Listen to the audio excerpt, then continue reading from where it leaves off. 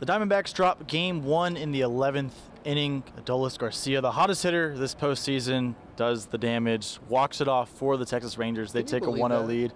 Can't believe it. I was waiting downstairs, ready to get in the clubhouse. We're all sitting there.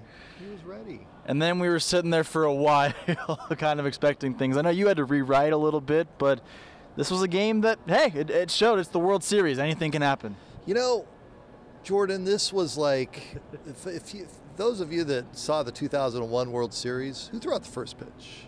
President Bush. Who threw out the first pitch here tonight? President Bush. Closer. What happened with the closer? Remember B.K. Kim? Yes, we remember B.K. Kim from 2001. So that was eerie. And then, you know, Paul Sewald just cannot walk the leadoff batter that he faces to close the game out and then groove one to Corey Seager. He flat grooved that one to Corey Seager. That's just a big mistake. And there were 10 walks. There were 10 strikeouts. That was weird. Torrey, because of what happened with Sewald blowing up, he had to use 6 relief pitchers tonight. You have to turn right back around and play game 2 here tomorrow. You have to forget about this game, Jordan. This is a flush game. You just have to flush it and go walk away, but it stings because, man, I'm thinking they're going to be up 1-0. This place, I don't know about you, did you find this to be a very intimidating ballpark? I did not. No, not at all. The same things that always is. You know, we played a pretty good baseball game. We're in a position to win it. We did a lot right. Let's improve on the things that we need to tighten up and come out tomorrow and play our finest game. That's all we can do. That's how we've looked at it all season long. So, you know, it's frustrating.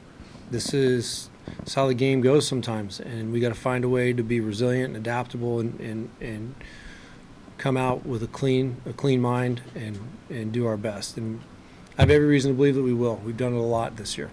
Yeah, I mean, if I'm the Diamondbacks, I still feel good. You said the eerie things that are kind of similar to 2001. The games are literally on the same exact dates, too. So the list goes on and on and on. The ace of your staff hitting a bird at some point during the season, it just continues to grow. So, you know, I was in the clubhouse, and they feel good. Even Paul Sewald said that was the first hit he's ever given up to Corey Seager, and he's faced him a lot coming from Seattle. So no reason to hang your head, but definitely a little bit of cause for concern. You could have maybe, really continued to hit later in the game and gave yourself some more insurance, but other than that, it just felt like a World Series game that got out of hand. I feel very strongly that if we get ourselves in that situation again, we get Paul back out there, that, he comes through for us. He's been great for us all year since we've gotten him, great in the postseason. So, if we continue to play the way that we did today and put ourselves in that opportunity again, it's going to be a good series for us. It got away. It's one of those that you look at and you just say, man, they were this close. And I'll just tell all of you this, okay? This place is not very intimidating at all. I'm not ripping on these people. They're very nice people. Very helpful, right? I mean, they're very, very hospitable. This is not Philadelphia.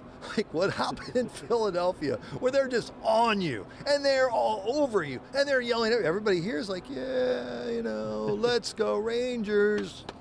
When this team finishes here tomorrow night, here's what's going to happen. Win or lose, the airport's going to be crazy because they haven't been home since before Philadelphia, right? Yep. And then Sunday they'll have a workout and they'll say all the right things. And then Monday everybody's going to be geeked up.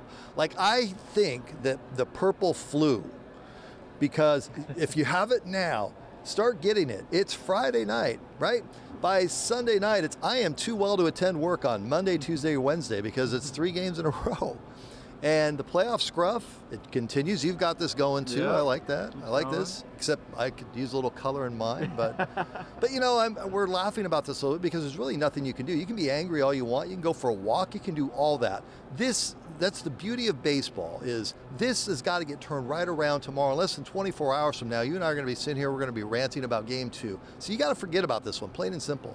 Any loss though, and get deep in the postseason, the heartbreaker for sure. Yeah, obviously not the way we wanted to go, but so I come back and play tomorrow. Yeah, flush it, move on. That's all you can do. Zach Gallen said the same thing. Paul Sewald's not even going to look at what happened to Seager. He's just going to move on to the next game, and I'm sure Torrey said a lot of the same as well. So there's not much to do.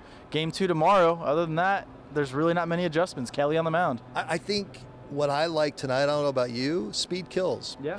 The Diamondbacks were so aggressive, 4 stolen bases. Corbin Carroll slide in home plate on the fielder's choice to give them the 3-2 lead, his triple. Like, this place was just dead quiet off that point, and that's what I think stings even more. So that's it on my end. You take it away. I'm out.